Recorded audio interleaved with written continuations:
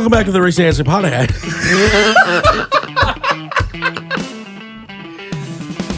This is like almost rehearsed. Groundhog Day? I want to cuss. I want to like get my money's worth, you know. What the monster energy are you doing here? It's shrunk my most favorite organ. The pancreas. When we say something dumb, we just gotta swear and you'll cut it out. Wow, it does sound slow. Oh, Mr. Andy Petrie! So is 5 average? I thought 6 was average. Ladies and gentlemen, welcome back to another episode of the Racing Addicts podcast. Post our week off again. Sorry about that. I am joined in studio, as always, your favorite voice, my favorite voice, what we all listen to at night when we go to sleep. Kevin. What's going on, ladies and gentlemen? Oh, I'm putting that on a loop later. That's going to just send me right off to dreamland. Oh, I love it. It's so good. And we are joined remotely by a friend, guest, host, whatever all title he has, but you haven't seen his face in a while. Nolan, how we doing, man? Doing good, guys. Good to be here. Man, long time no see. It's so exciting to see that face on the screen again. Heck yeah.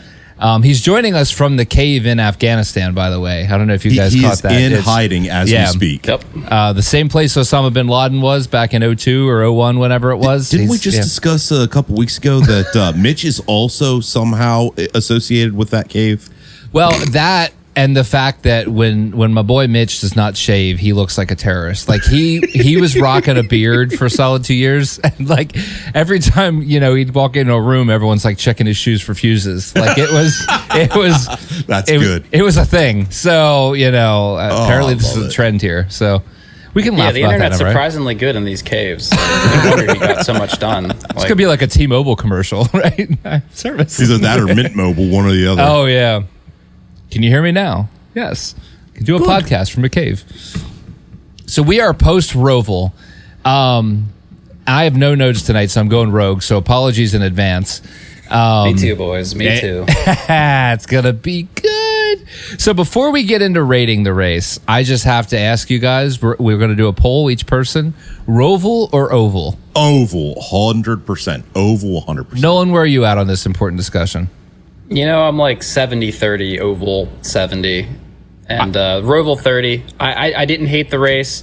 I think Ross summed it up best. He wanted the oval, but in his interview, he said to somebody, he said something like, I didn't make it easy on Marcus or whoever controls that because, look at the finish, so. The old just run the last corner wide open maneuver. He was in. He was in. And stepped on the ding-ding. Although I was not sad to see him take out Hamlin. You could live with that. I'm going to go oval too, man. I get it. There was a time when intermediate sucked. And I get it. Like the birth of the Roval, I'm 100% behind. I thought the Gen 6 era, it was a fun track. I'm just not there with this car. It's course, yeah. It's time. Move on. I think what makes it harder is I think Charlotte is probably the best track with this car. So it's multiplied for me by the fact that we're there. Like we're in the facility. The haulers are there. The fans are there. And we're not running the oval. I think that's what hurts the most. Like, if Charlotte sucked, I think I would like the Roval more. I mean, that's fair. And also, just the way that they have the Roval laid out, there's only, 3 passing zones over the entire course. Otherwise, it's so narrow. The cars can't even get side by side. I don't know. It just doesn't make for a great race. Yeah. I mean, what we've been doing, Nolan, is we rate the race on a scale of 1 to 10. So we're just going to throw you right to the wolves. What would you have rated this race on a scale of 1 to 10? I'm tempted to give it as high as like a 7+.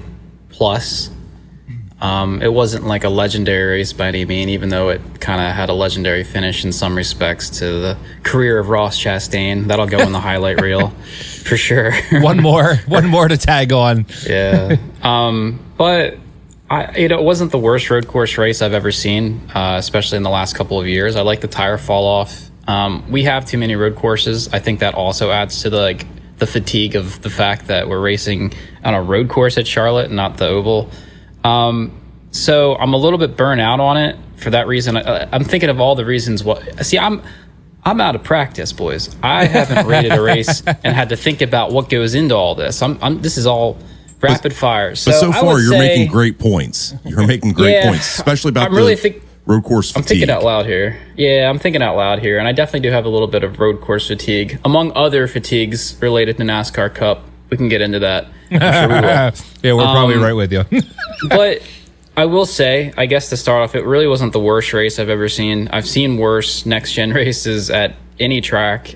I'm going to give it a 7. I thought the passing was good. I know the finish was boring from the leader standpoint, but you had passing, it had suspense, and I thought it was decent. So I'll give it a 7. All right. Hey, and I will say, based on Jeff Gluck's poll, there's more people in your camp than I think I expected. Because his poll numbers right now are, I think, about 20 points higher than what I had predicted. So, what do you think, Kev? If I'm going strictly just Cup, not factoring anything else in, I'm giving it a 3. Woo! The Roval is just not doing it for me. I'm kind of over it. I was excited about it initially, but I think it's ran its course. I think it's time to ditch the Roval, stick to the oval. But now, if I'm factoring in the truck race, I would definitely bump it up because I enjoyed the truck race just because it was an entire poop show. That happens. I got to go 4, and I think all the same reasons that we've already discussed. Roval or Sonoma, I'll take Roval all day. Really? I think Sonoma, if I had to pick a road course, because we're talking about there's too many road courses, if this was replacing Sonoma, I think I'm happy. Okay. See, I like Sonoma just for the history of the sport. See, that track could disappear tomorrow, and I'd be totally fine. Okay. Now, if you're asking me Sonoma over Watkins Glen, I'm taking Watkins Glen every day. Oh, for sure. Yeah, I think Watkins Glen is like one of the supreme road course tracks. But yeah, I mean, same thing. Like I'm not a road course fan, so I guess I should asterisk the whole thing. Like, you're never going to get probably a high rating for me out of a road course. It's just not my thing. So you talk about road course fatigue, number one guy right here, man. Yep. I'm totally with you. Like, I'm an oval guy. I tolerate everything else. So I remember the great era of the sport when we only had 2 road courses the entire year. It was amazing. I kind of prefer that, to be honest. Like, right? I think there's a couple I like. I like Coda. I see the merit. Again, Sonoma could disappear tomorrow, and I'm fine. I think Watkins Glen is good enough that it maintains. Agreed. And I'm even okay with the street course thing as long as you mix it up every couple years. Like, I don't want to go to one street course forever. Yeah. But I think for me, like 3 road courses a year, I'm good. Like, my plate is completely full. I can't eat another bite. Well, I mean, and that would work out pretty well because you get 1 in the first half of the season, 1 in the second half of the season, and then you could have 1 in the playoffs just to shake things up. I think that would actually be perfect. Now, do you think, I'm going to ask you guys this I try too. not to. It usually makes my head hurt. That's fair. Do you guys think, so SMI owns Charlotte Motor Speedway, for those that don't know.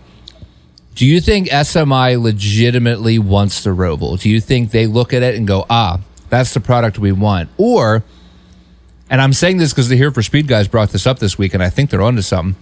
Do you think NASCAR is pressuring them to have a road course in the playoffs? Yeah, I'm going to go with the latter there. I'm going to go with the second one you said. Yeah. What do you think, Nolan? I wonder if TV is the one pressuring them for it because they're the ones that want, a lot of things and seem to get it. So I always wonder if TV is the one pulling the strings with all the big decisions, a lot of the time anyway. I think you have you have the experiment factor, right? They brought it in as an experiment and it's stuck a little bit because it has had some interesting cutoff scenarios. And I do think this weekend's just going to add to that and they're going to keep it. But Ross saved it. Is that what you're saying? Saved it, screwed us, whatever. Yeah, seriously. I don't know.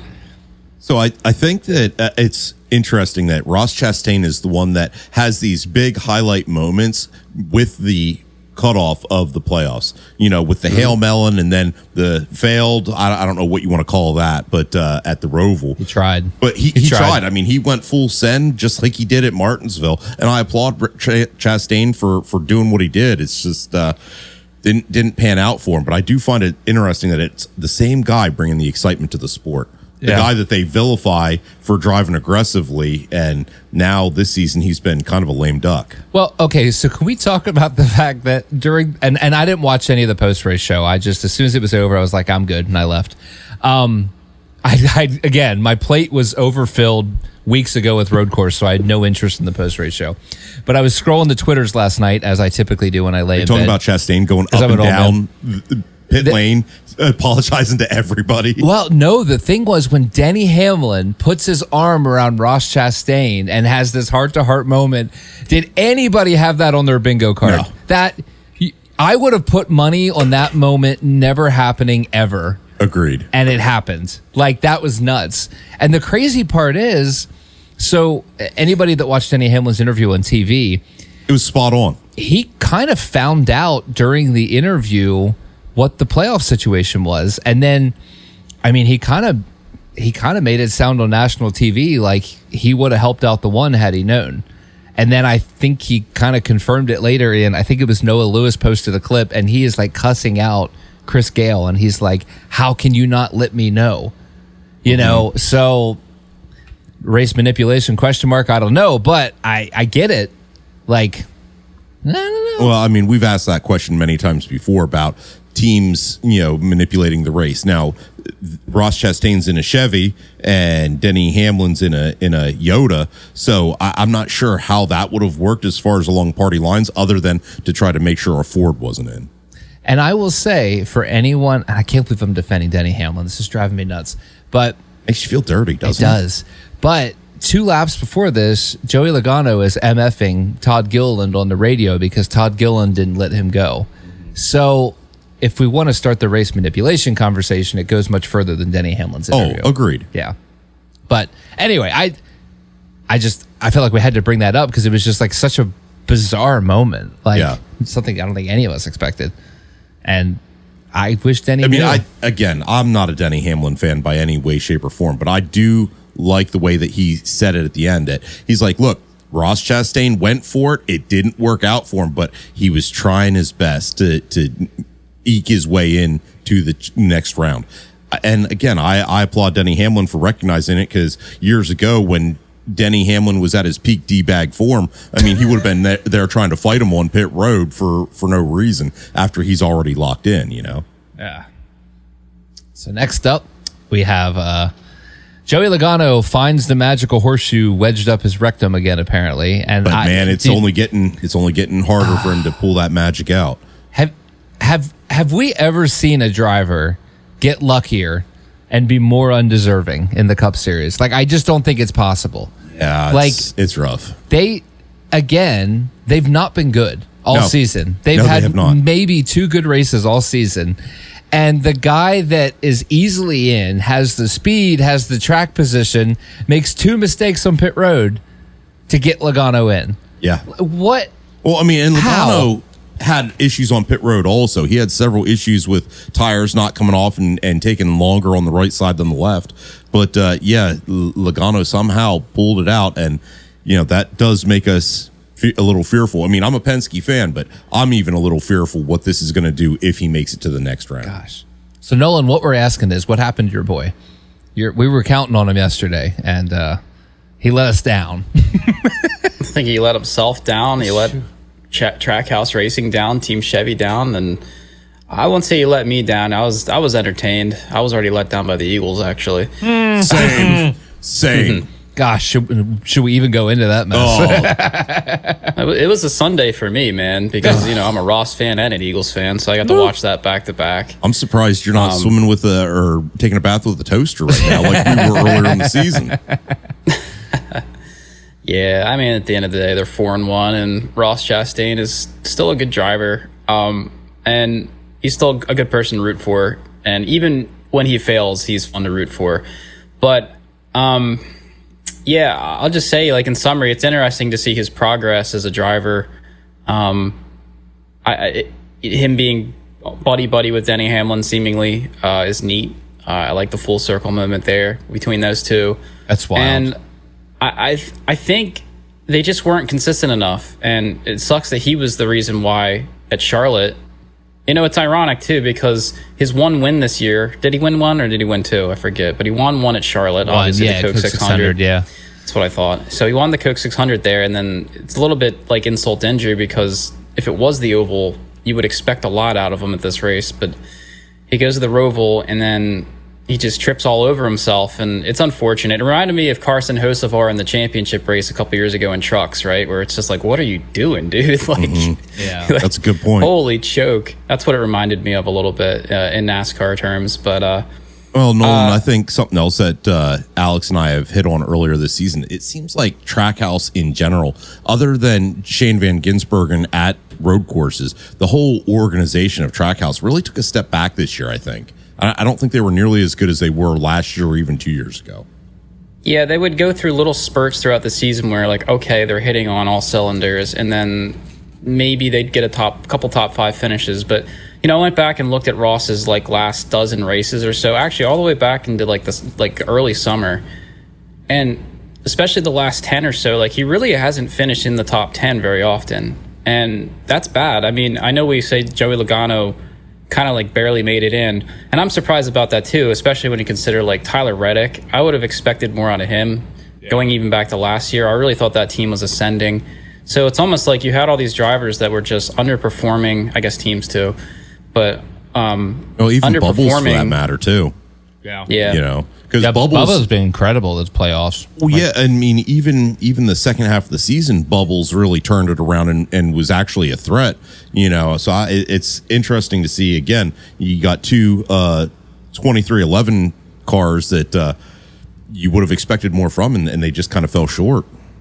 Do you think they're distracted with the lawsuit? I do, and I also think that they're conserving resources just in case things go south. I mean, if this lawsuit goes south for them, like, that team might be done. So it's valid. It's valid. That's a really good point that I hadn't thought about. You know, it's like kind of obvious when you think about it. We've heard so much lawsuit news, but how is it affecting the drivers? You know, they might be staring down the barrel of contract termination or whatever if their team folds, which could very well happen. So I wonder if they're all kind of shook up about that. But well, the interesting part when is, you think of the, sorry. Go ahead. I know Tyler Reddick's representative, whatever that is, because obviously every driver has a different rep. They filed for breach of contract because in his contract with 2311 has to guarantee him a chartered car. So I don't know if there's more going on behind the scenes or if that was just a formality paperwork thing. But I mean, that could even be, maybe there's some tension in the back where I have no idea. You know, you don't know if it's just lawyers doing their due diligence or if there's actual pressure, like there. Animosity or pressure back there. Yeah, I agree. So I don't know. Nothing else. You know, there was tension after last weekend when Bubbles was going to win the race and Denny hits him. So, well, I mean, thank you, Nolan, for bringing that up, because I said this in real time. As you're watching Chase Elliott on his parade lap, you can see Bubbles give Hamlin the finger going down the backstretch. I was losing it laughing at this. Yeah. And he deserved it. He was in the wrong. Oh, he was 100%. Totally in the wrong. You know, if he would have been just a little bit more conservative, it would have been a Toyota in victory lane rather than a Chevy.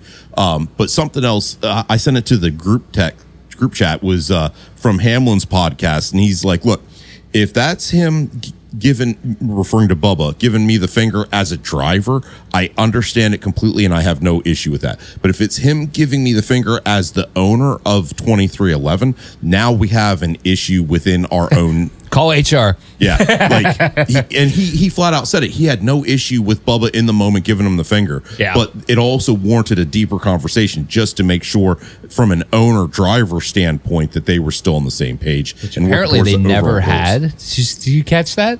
Mm-hmm. They did not talk at all last week. It's just wild. Like, don't they have team debriefs? You'd think. Gosh. But notice the last couple of weeks, Bubba has had a lot more animosity and just aggression in his interviews. Like, I think he's starting to get a chip on his shoulder. I like it. I like Bubba 2025. I think he's on a good track, and I think the performance is following too. I like where he's at. I think there's less emotion and there's more confidence. I think there's a combination of the two with Bubba right now, which I kind of am digging. Well, and I also like that they stopped trying to hard launch him also. Oh, gosh, yeah. Them making him the spokesman of this, that, and the other. Well, they're busy doing that to SVG right now. So pretty much. Yeah, the SVG glazing week in and week out. Thankfully, we got a couple weeks off there, but that'll be back for a while now. Yeah, especially after that win. Yeah, or Joey Logano. Those are the two. But I don't know. The move last week, we had more stuff at Roval, but let's just ADD it and go to Kansas. I didn't like that move at all by Hanlon. I thought it was not necessary. No, and I get you're trying to win the race. Like, I don't want him to just pull over and let the 23 go. Like, that's stupid. Nobody wants that. But the way he sailed the car in there, like... There was just no chance. He was 100% driving through him. Well, that's this the thing. Like, he might have won, but the 23 was ending up in the wall regardless when you look at how he entered. And that was the thing that I had an issue with, because I'm like, man... Like, I don't do it to anybody. I don't care if it's team car or whatever. Like, I don't think you race that way. But, well, and Hamlin tried to come down and knock out Chase also, but Chase was already there, committed, and luckily had enough momentum that he just drove through it. But Hamlin did come down the track and tried to shut that door, but, Chase Elliott was already cocked, locked, and loaded, I mean, good for him. He caught the Toyotas sleeping and just drove by him and won. So, I mean, props to Chase. Like, that's what you're supposed to do. Again, that message I sent in the group chat, move, get out the way, and Chase Elliott driving through. Yeah, that's about right. What I loved is Alan Gustafson, week in, week out, is getting, like, death threats from all the Chase Elliott fans. Like, and I'm so sick of it. So I loved last week that an Alan Gustafson call won Chase Elliott the race, because I was like, good, maybe he'll get 3 weeks of not getting his life threatened on Twitter. Right. Like, maybe we're there. So, someone else talk for a second, because I got to write down the time on Kevin's cuss. Oh, it's just that wasn't a bad one. Well, now I got there's another one. That one you can say on cable TV. But no, since we're in full ADD fashion, I definitely think Kansas was a lot better race than the Roval. A lot more excitement, a lot more better driving, better race product.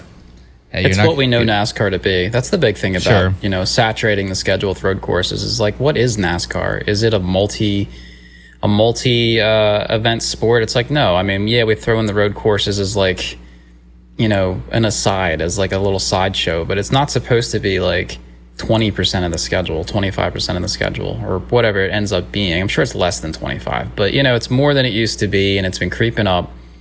And Kansas was definitely, it felt more like NASCAR to me, and I think Charlotte would have felt that way too. Even if somebody would have won by 2 seconds, it's like it's what we know, right? As long as the racing product is good, and for all the problems we have with the next gen, at least it's good at those tracks, and we know that. So that's the irony of it. Yeah, like celebrate the wins, right? Like, intermediate sucked for a lot of years. Let's take the W's now. Yeah. Well, and something else about the Roval with all 3 series. I mean, there really wasn't any competition for the lead. Whoever got there to the front was gone, whether it be Heim time, whether it be Connor Zilic, or whether it be SVG. I mean, there really was not much competition. I mean, hell, Allgaier was in second place consistently all day, and even he had nothing for his own teammate, No, it was completely one-sided. So that's what I say. I mean, there was no running for position. There was no competition at the front end. I mean, there was stuff going on back in the field, but that's because everybody was getting log jammed up and couldn't do anything. Yeah. No, like I said, not my thing. So it's an easy sell.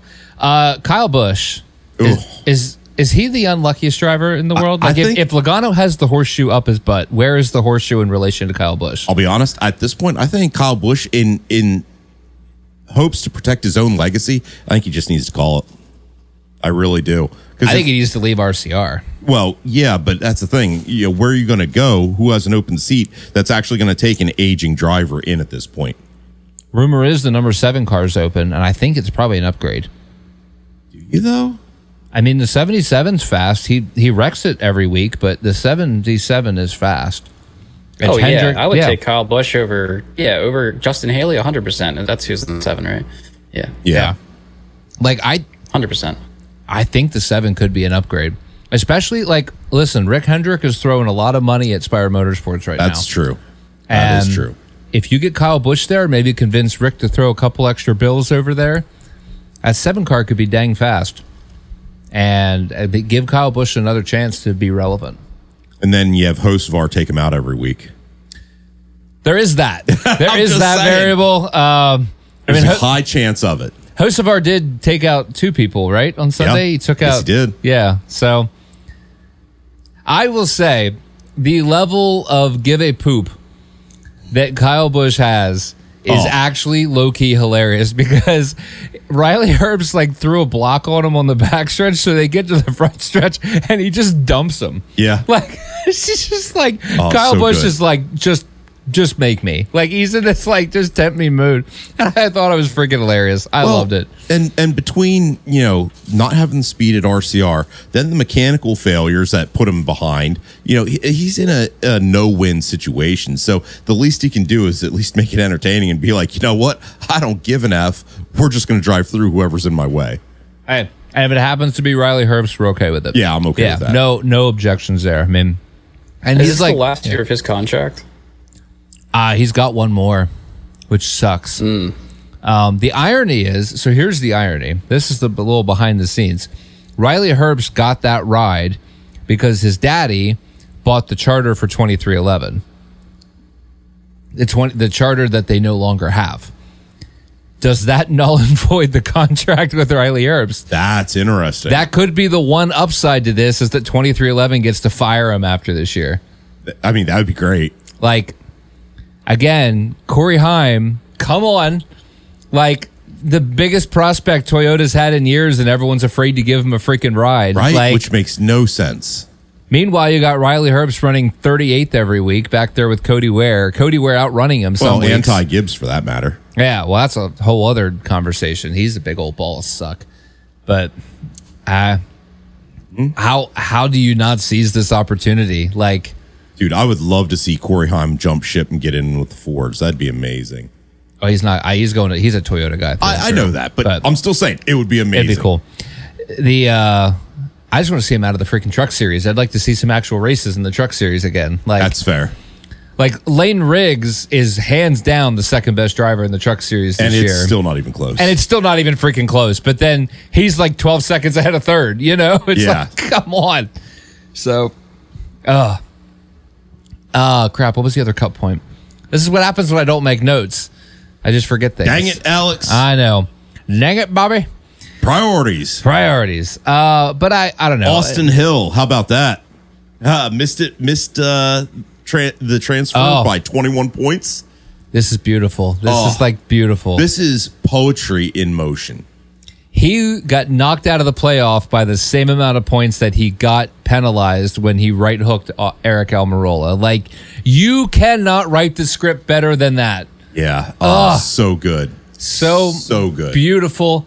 That was the best part of the race on Saturday. I would go so far as to chef's kiss. Chef's kiss. The A-hole, A-hill. Yeah, that's right. That's right. That Gotta was love just it. absolutely beautiful. Connor Couldn't have happened Zilish, to a nicer guy. I know, right? And Connor Zilish won by, I don't know, probably a lap. Yeah, let's just give it to him. I was going to say Haim Time by landslide, Connor Zilish by landslide, and who's the other one? SVG by a landslide. Yeah. And with a wrecked race car, by the way, Corey Haim still won by a landslide. Yeah. So, and John Hunter Nemechek wrecked somebody yesterday. So, again. No surprise there. Yeah. Can we get rid of him yet? I'm trash. so sick of John Hunter Nemechek. He's such an idiot. I think what was funny is we had Carson Hocevar and John Hunter Nemechek all causing incidents in the first quarter of the race, and I was like, man, some of these tweets just write themselves. Yep. That's the truth. You just the same thing. Sorry. We did. I don't know if you guys saw. It's actually a serious note. We don't need to hit on it for too long, but Tyler Reddick's kiddo is in the hospital, hoping to be released here soon. And there's a whole bunch of medical stuff. Alexa Reddick posted it, but it's just I don't know. It's just one of those moments where you're like, oh my gosh, because it's crazy. And then he has to go drive. Like, how do you go race a car when your kid is in the hospital fighing for his life? That's a distraction for sure. Oh. I mean, and more power to him. Yeah, I'm not jealous of his situation. No, I can't. Is it that bad? Is it life threatening? I didn't know about this. Yeah, so it's it looked like in the last post they have a solution, which is great, and that's very good news. And a lot of the reports now are positive. There is a journey that they have to go through, but the short version, if I'm remembering correctly, is there was a tumor growing around an artery that was causing the heart to beat faster to make up for it. And then obviously the heart was starting to show fatigue because how hard it's working. So there's multi-tiers of issues, but it appears as though there's some resolution that's not awful. And the kiddo seems to be doing pretty well. So obviously, that's good. Been keeping him in prayer for sure. This is the new baby. Didn't he just have a kid like a couple months ago? Yep. This is new baby. This is rookie. This is young Reddick. I think he's already the same height as his dad, but new Reddick, new to the earth. Still almost the same height as Tyler, but yeah. Anyway, it's just wild to see. But I didn't have any other notes for Xfinity. And so the hard part is a lot of these Saturdays I'm busy, like we're doing family stuff or whatever. So I'm kind of watching like on the side. So it's hard to like take notes while. Well, needless to say, you did not miss a whole heck of a lot. Yeah. I don't know that any Roval takeaways are massive. No, I mean, again, Connor Zilic was off to the races. Allgaier, being the next best car was there, but not even in the same zip code. Well, and I guess we can use this opportunity to talk about last week, because I think one thing as an Allgaier fan that I'm really having a hard time with is their execution is so bad. Like he's constantly making up for his team's shortcomings. Yeah, and it seems to be always on pit road, because it's either Justin speeding or the pit crew screwing up or a weird call by Jim Pullman. And it's just crazy because I feel like that 7 car has had winning speed so many times lately, and they're finishing 9th with it. Yeah. And it's not like it's the end of the world. And I know he's good on points, playoffs, blah, blah, blah, blah, blah, all the things. But you want to be a contender. You do. Plain and simple. And you want to go into the end of these playoffs with a legitimate chance to win the championship. And I just fear if they keep this circle going, they're not going to be in the right place. Like even if the 7 makes it to Phoenix, if they don't have the right momentum behind them, I don't know that they're going to do anything. Well, and honestly, I think it's an uphill battle for him at this point anyhow, just because of how dominant Connor Zilic has been. I think the saving grace is how good Justin is at Phoenix. Yeah. But you're right. Mentality still has to be right. Like exactly. So I don't know. I mean, I selfishly, wouldn't mind seeing that a second time. But Truth. Our boy. But yeah, that's been hard to watch, man. Let's be honest. Friend of the show. I mean, we ran into him, how many different times that weekend? 27 times, I believe. Yeah. He came out of his way to come chat with us, just saying.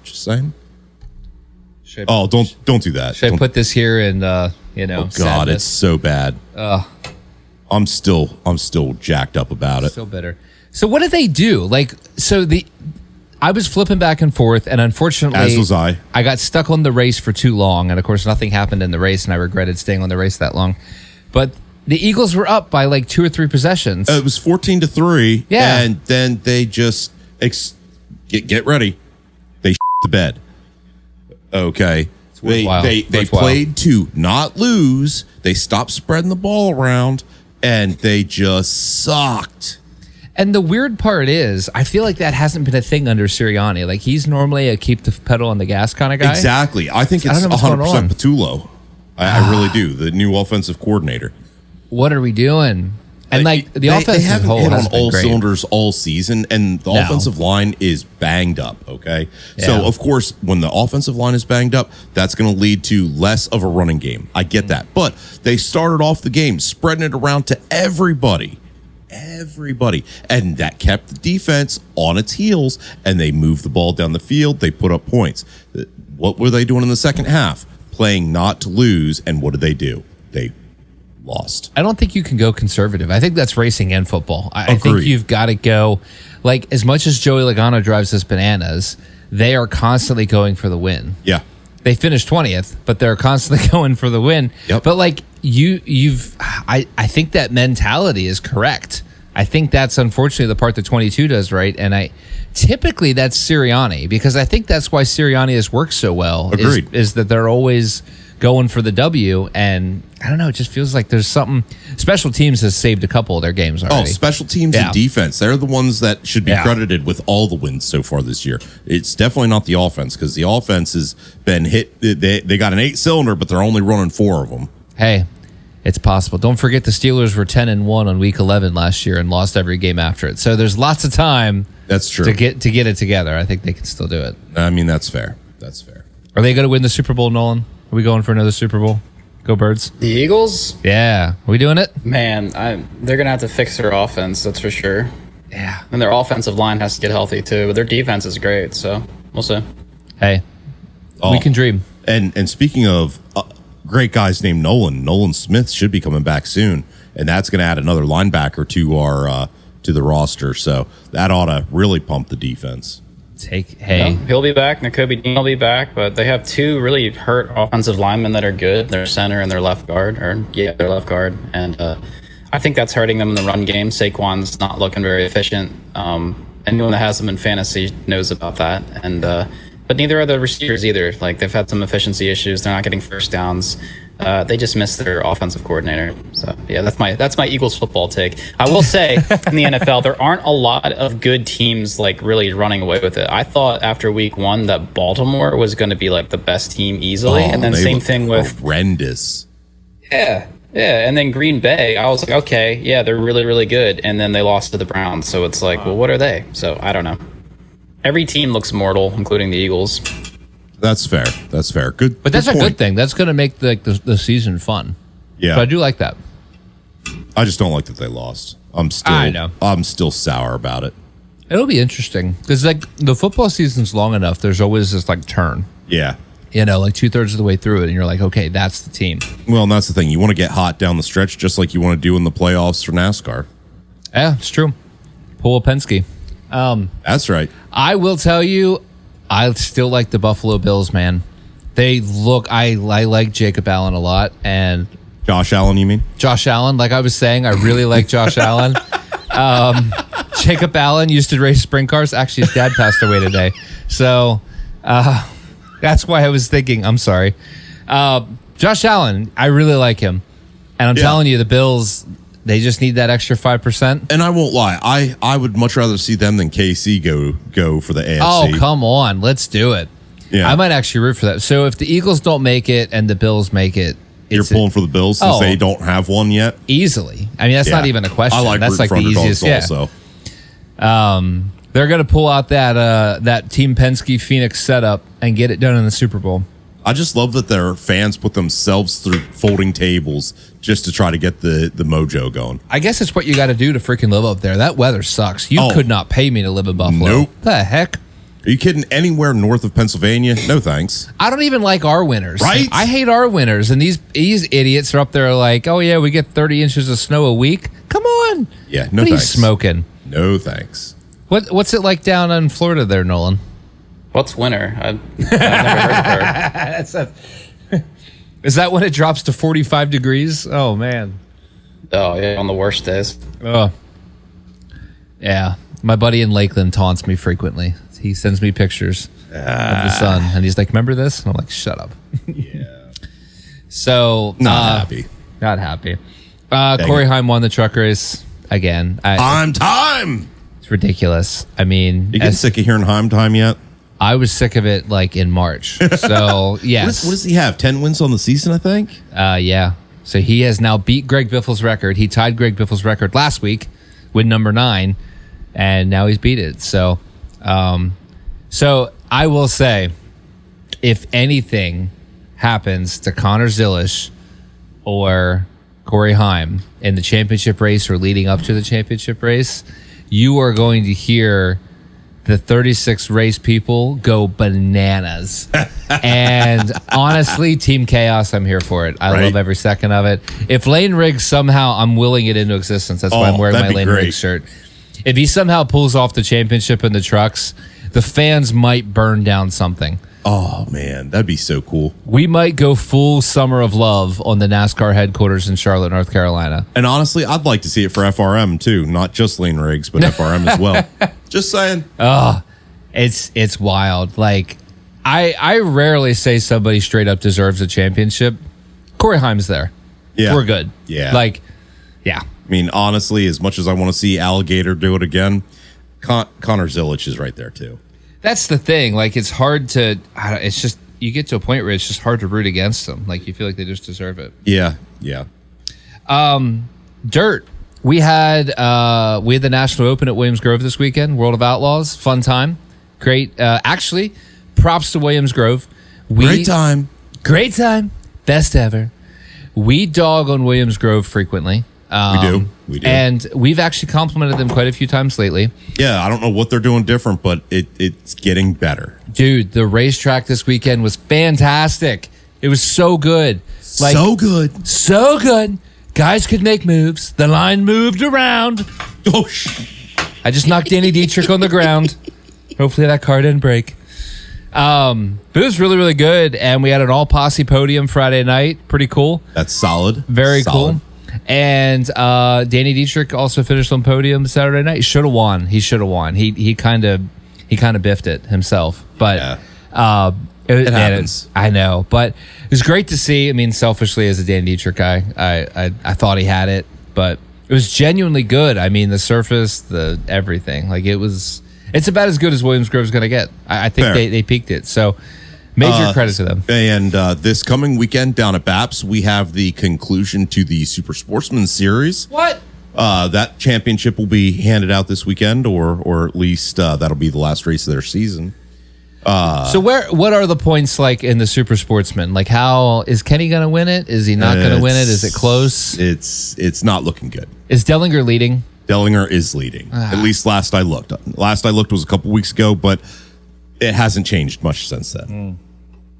So, but is it mathematically still possible that Kenny can win it? Dellinger would have to blow up, not start the race, and then lose like 2 races ago as well. So you're saying there's a chance? That's what I heard.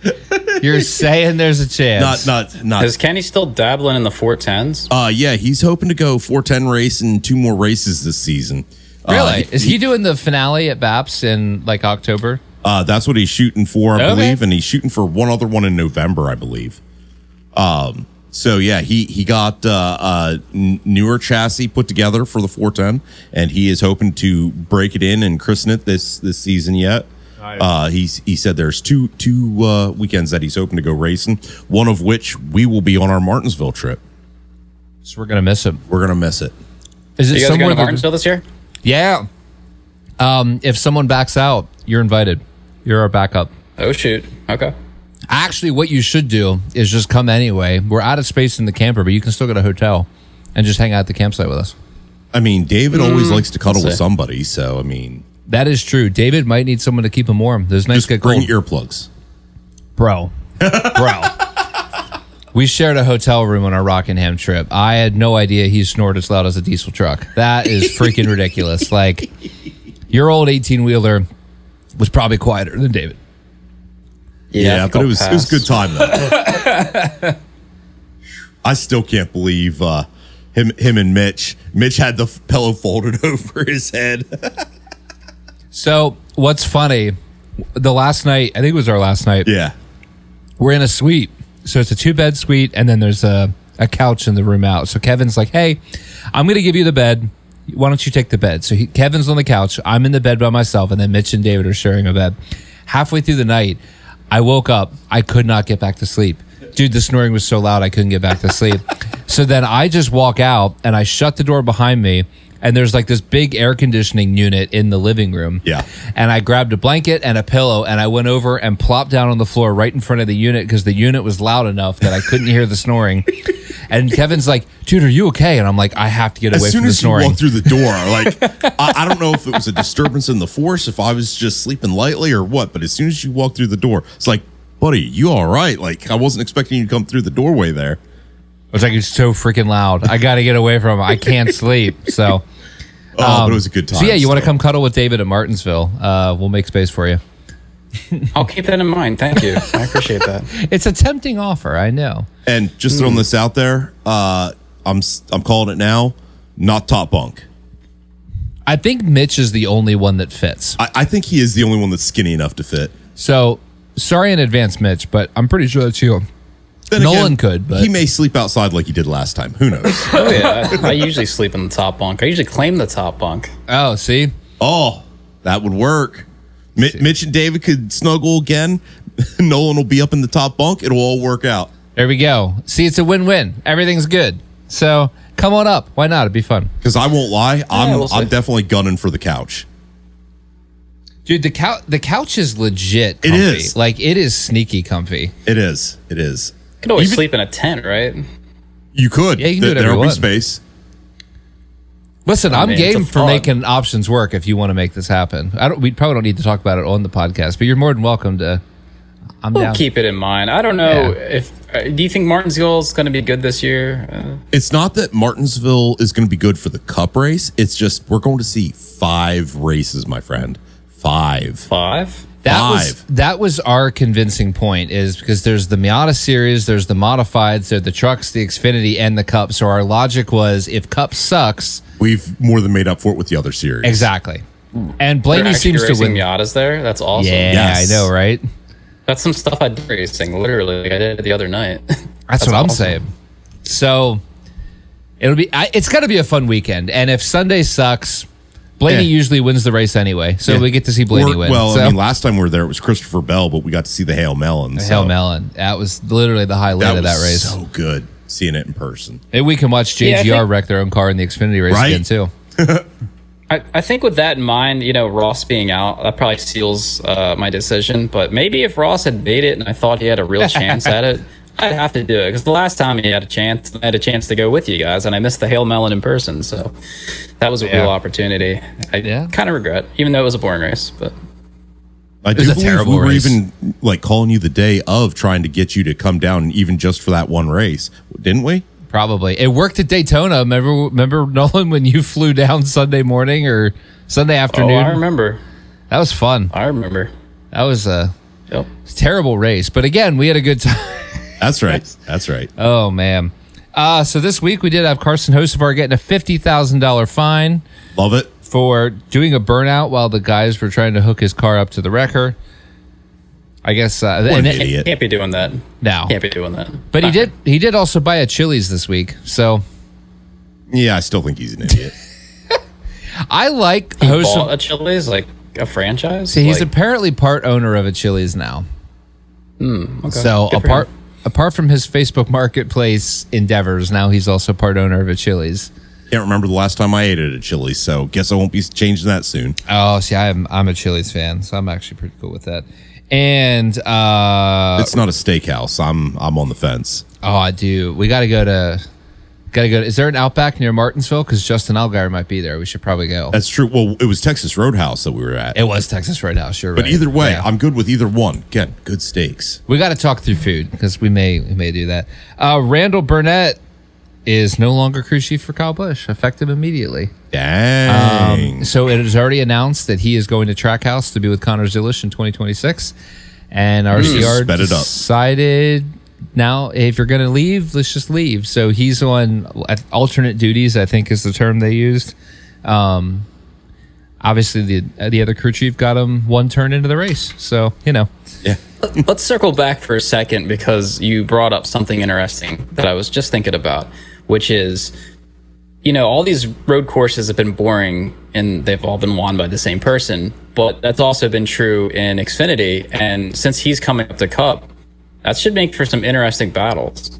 So I'll be more I'd interested, agree. I think, of the road courses if those two are like going at it lap after lap.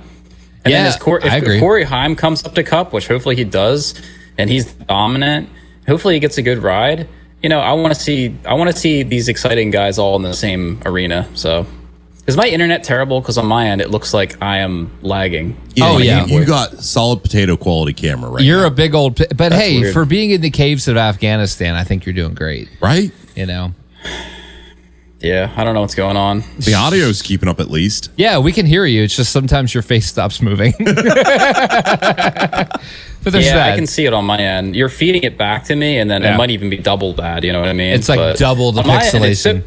It's super weird because I have fiber internet, and I never have internet problems, so it must be on Zoom's end. I don't get it. Well, it could be me too. Blue Ridge has been kind of a big old bucket of dog poop lately. So, sorry, I just called them out by name. Perry County internet. You get the it works, doesn't it? Internet, right? Yeah. No, you bring up a great point, and it's something like Gluck and Bianchi brought it up too in the teardown, and I think you guys are all dead on, because every time Zilish and SVG are in the Xfinity series together, it's a banger of them two just going after it. So we may actually have real races on road courses next year. I mean, you get to go off of what Nolan said, to piggyback there. If we could get Time, Zilich, all of them up in the Cup Series, or all on the same platform racing, man, that would be a thrilling race. I'll tell you, man, Zilish, he's the real deal. I put Zilish on par with Jeff Gordon, because I think he's better, honestly. He's good everywhere. Yeah. Now, JRM is top of the food chain right now in the Xfinity series, so I get that. Like, he's racing the best cars in the series, but he's competitive everywhere. It doesn't matter what track they go to, that 88's running top 5. So I'm anxious. I'm excited to see Connor next year, because I think he's going to be balling on the road courses, but I think he's at least going to be relevant everywhere next year. Well, and Trackhouse, he's going to breathe some life into them. Yeah, Trackhouse is going to be a freaking menace on the road courses, because they got both of them, and then Ross is everywhere else. So. Yeah, right. Ross is good, man. I do like him. I want to see him make it just a little further. So do I. I like Ross Chastain. I liked whenever he was driving super aggressive and everybody was calling for his head. I was like, dude, that's what this sport needs right now. I'm not saying he was the next Intimidator, but he was definitely shaking stuff up, and I enjoyed it. Yeah. Oh, good. You got Carson Hocevar for that now. Well, but see, at least Ross can back up the decision making and has some skill, where Hocevar, I don't think he has skill. I think he's just got deep pockets. Oh, I don't think so. I think he's definitely skilled. I think he took that program to a new level, something that like Corey LaJoie couldn't do, and Michael McDowell and anyone else. I think he's the best that program has had in a long time, if ever. And I think he's a legit talent. Yeah, he's actually McDowell, good. I was ready for FRM to get rid of him years ago, so I knew he wasn't going to do anything at Spire. I mean, Carson's fast. Like, you can't argue the speed. He is, but he drives over his head way too much. He does. He still has. There's a lot of the racecraft he still has to learn. Yes. I almost feel like they moved him up too quickly. Yeah. Yeah, I'll back that up. I think he should have done some time at Xfinity. I think there's some racecraft you learn there. I know the cars race different, but I think still coming through Xfinity, there's a little bit of racecraft that you can gain that I think is necessary. So I think that would have benefited him. That's all I had on my list, guys. So you didn't have a list. What are you talking about? I mean, it was aggressively simplistic. And apologize to those listeners. I've been so busy the last 3 weeks that we really haven't had much at all. But and to be fair, talking after Kansas would have been great, but you had work out of town. Yep. The Roval. I know. Of course, this is the week I'm free. I'm like, yeah, guys. We should have something good to talk about next week after Vegas. Yeah, I mean, we should. Short of Talladega, we should have a lot to talk about the rest. Talladega, it's going to be whoever has the shortest pit stop in the last cycle. But yeah, and we're going to keep getting more and more hype as we get closer and closer to Martinsville weekend, because 3 weeks away. Not even 3 full weeks, but 3 weeks. Yeah, no, it's going to be good. I'm excited, and the 12's got a legitimate shot. So even as a fan, I'm selfishly excited to see what he can do. Kick the freaking 22 out of there. Get this clown hat gone. I can't with Joey Logano. Like, I can't. I love the hate. This guy literally has 4 competitive races all season, and somehow he's in the round of 8. And he's going to win a 4th championship. Gosh. and then they're going to compare him to Jeff Gordon, and I'm not even willing to have this conversation. And listen, I was not a Jeff Gordon fan when he was driving, but dang it, like, I will defend him to the edge of the earth. Like, if we're talking about talent and racecraft and results, please, dear God, do not put Joey Logano in that same conversation. I agree with you. He's not even there. Not even there. Wholeheartedly, I agree. Well, I think we all know the format sucks, and if all these goofy formats from the last 20-something years were gone, Jeff Gordon would have more championships and Joey Logano would surely have less, right? So the differential would be a much wider margin, and I think we all know, based on race wins and whatnot, that Jeff Gordon was obviously a better driver, so... I think so, too. Nolan, what is your ideal championship format? Just season long. I just go back to the way racing should be. I mean, if hey NASCAR, you want to copy F1 some more? you like right? the way that F1 is bringing in the viewers and everybody in the United States loves them. Just go to their points format. You can copy them. And great, people love it. Stop going after IMSA. Go after F1. That would work. Mm-hmm. Yeah. Does IMSA even have that though? I mean, it's like its own thing. They're just going after football. You know, they're going after American stick and ball sports. Yeah. And whatever. TV's going to push for it. They're going to push for what they're going to push for. They pushed for the Charlotte race to be ended too early last year when we were there. I don't like TV. Gosh. I don't like them making I don't like them making decisions. That. Yeah, me too. I could rant about the direction of NASCAR. Honestly, that's the reason I quit the podcast, because I started complaining every week about it. You know what's made me feel better though? Like, scratch the itch. You know, I thought about this from a philosophical standpoint. It's like, you know, our podcast is called the Racing Addict Podcast. I'm taking off my socks. That's why I look like I'm taking a poop. He's getting ready for his OnlyFans. You know, gonna pop some feet pics. He's got to make that little side hustle. Yeah, all 4 pixels of my feet. You want to see it? No. What scratched the itch for me with racing, though, in the last year has been getting into iRacing. I got into it just over a year ago, and it consumes my time now. My free time is spent on iRacing. I love iRacing. And NASCAR Cup racing to me is an afterthought. If it sucks, I don't really care. Yeah. I really don't. But...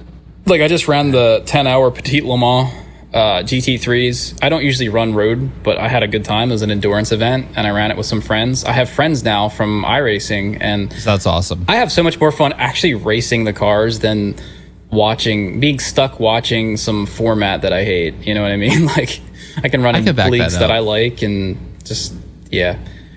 I still want a rig so bad. I want an iRacing rig so bad. I just can't. You should get one.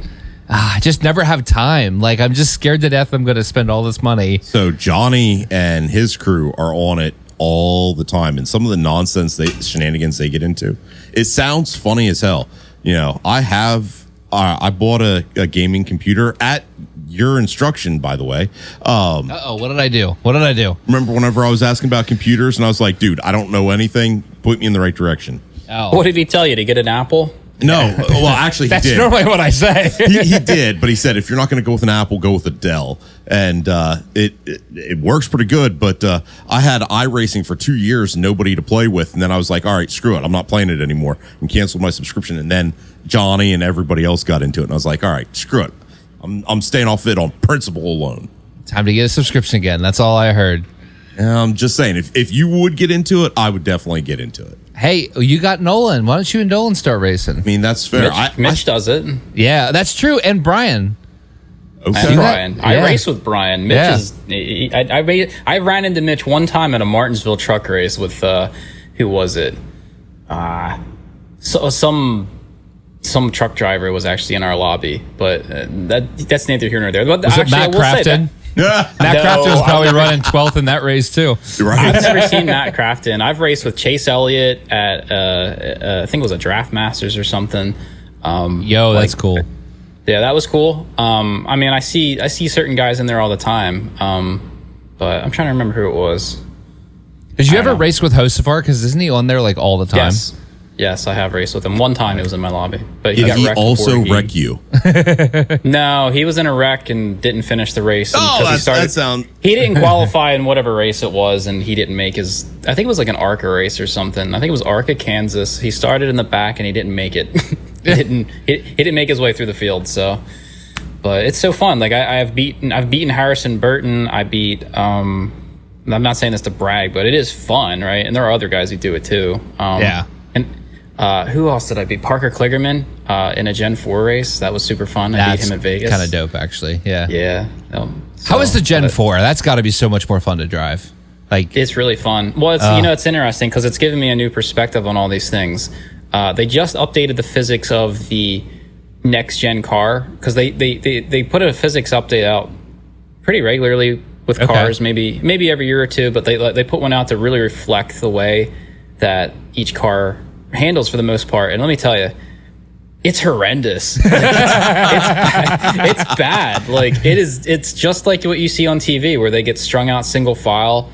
The cars snap, not randomly, but like it's just not that fun. Like I much rather would drive the Gen 4. I kind of enjoy the ARCA cars, even though they're a little bit too there's too much parity in those, which is definitely not true to real life. But so it's a little bit of a different experience. But I love the Gen 4. Yeah, I did a race today even before I got on. I love the Gen 4.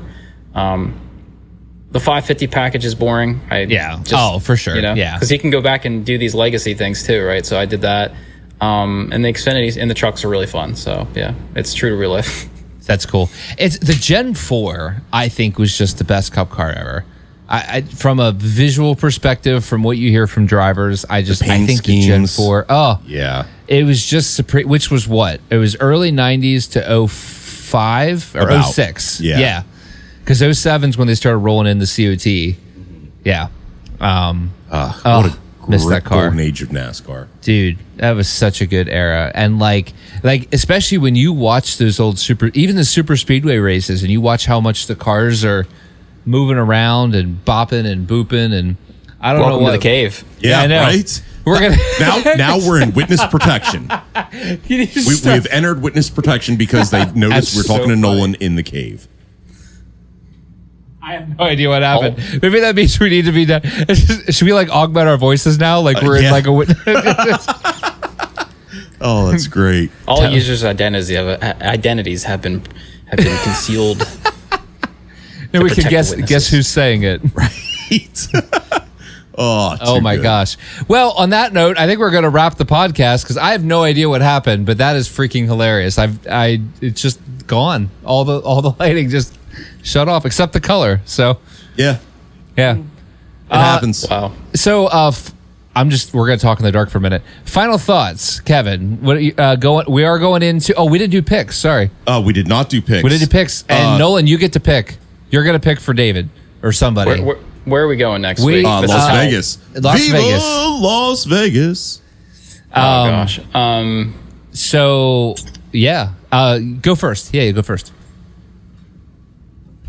If you want, I can give you the top 10 from last year so you can pick from it. I mean, who's hot right now? I would go with, maybe Denny Hamlin. I mean, just why not? I think Denny Hamlin was the good at the last mile and a half, so that's my reasoning. So that's pretty fair. I feel like he's pretty ticked off now too, which is good. So that's fair. Sorry, the witness protection has come to an end. I found the issue while you were talking. So, oh hey, welcome back, Kevin. Who are you rolling with? I know it's a little early in the playoffs to burn this pick, but I'm going to go with Larson. It's not a bad pick, man. It's really good. I should have looked ahead. I don't even know who to go with. Seabell. Just gut punch right from the hip. I'm going number 20, Seabell. Should have won last year too, by the way.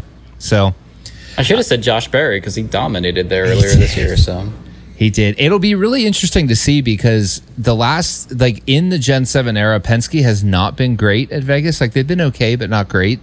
And so to watch Josh Berry just whoop everyone's booties in the spring, you do wonder what the 12 and the 22 are going to be able to do this weekend. 10,000% on the Josh Berry train. If he starts lighting it up, I'm not saying I'm going to abandon Ryan Blaney, but like he's going to be my number 2.